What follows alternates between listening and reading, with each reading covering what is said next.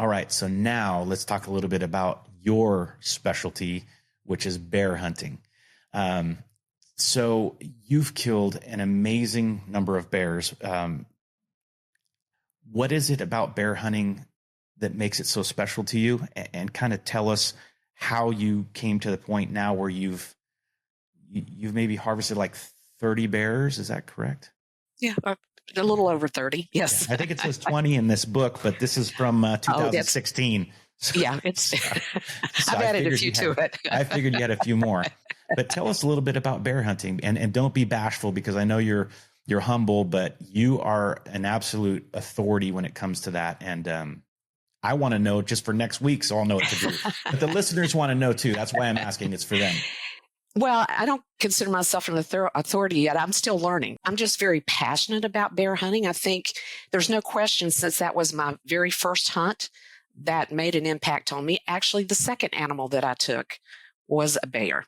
So, that probably set the stage. But also growing up in North Carolina, we have a lot of bears, particularly in the mountains, but pretty much across the state. And I've always had a fascination. Predators. I think that's one of the things that appeals to me. Hunting something that potentially could kill you. Yeah. There's an added rush in that whole thought, of doing that.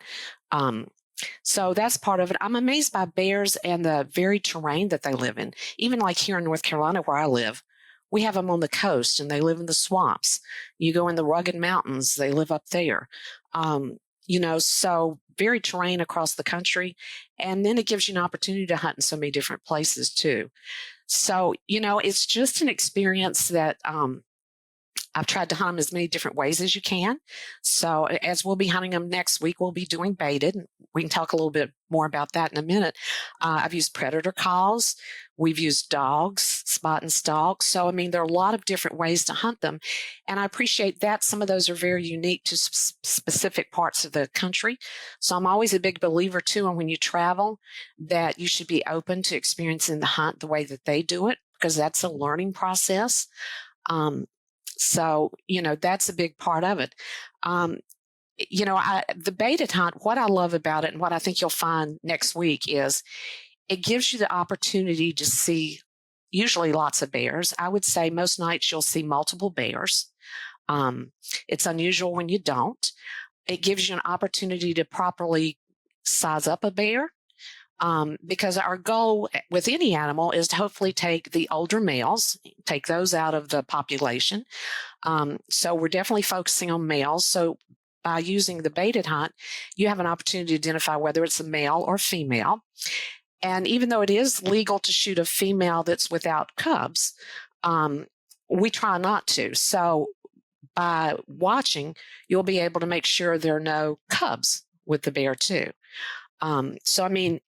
That's the first step. You have opportunity to watch them and to age them, determine sex, and then, kind of focus on size. Because I'm going to tell you, when you see a bear probably for the first time, you're going to think they all look big.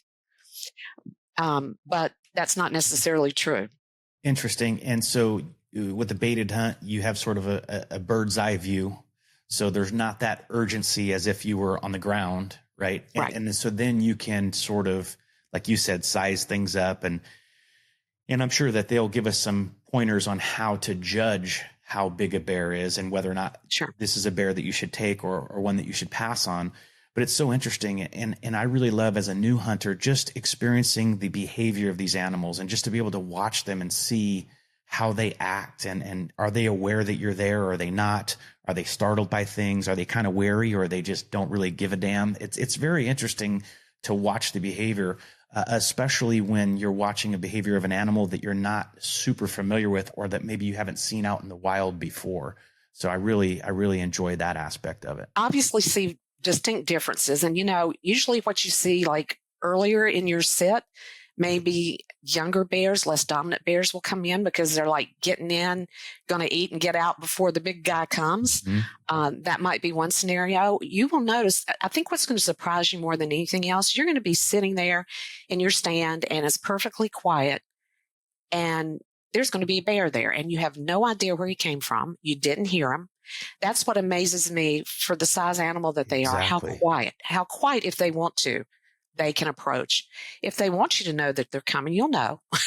Yeah. They'll step on branches, and then seeing the interaction between the different bears based on dominance and size and that sort of thing. So, as you said, it's fascinating to watch them. It's like you're sitting in their living room watching them. So it'll give you a real rush. I guarantee you that. And yes, there'll be guidelines for sizing. I mean, there's some obvious things. When you get a really big male, I mean, they have a very dominant walk. You'll kind of see it more in the shoulders when they're coming in. Big creases in the head. I don't know if you've looked at any of the pictures online of bears that our camp have been bringing in already this week. Yeah. But ears typically kind of small and off to the side. If they're like little ears sitting up here, don't give that one a second look. But there'll definitely be signs that you can look for. But I'll also tell you, bears are probably the number one animal that are misjudged. Well, let me ask you this too.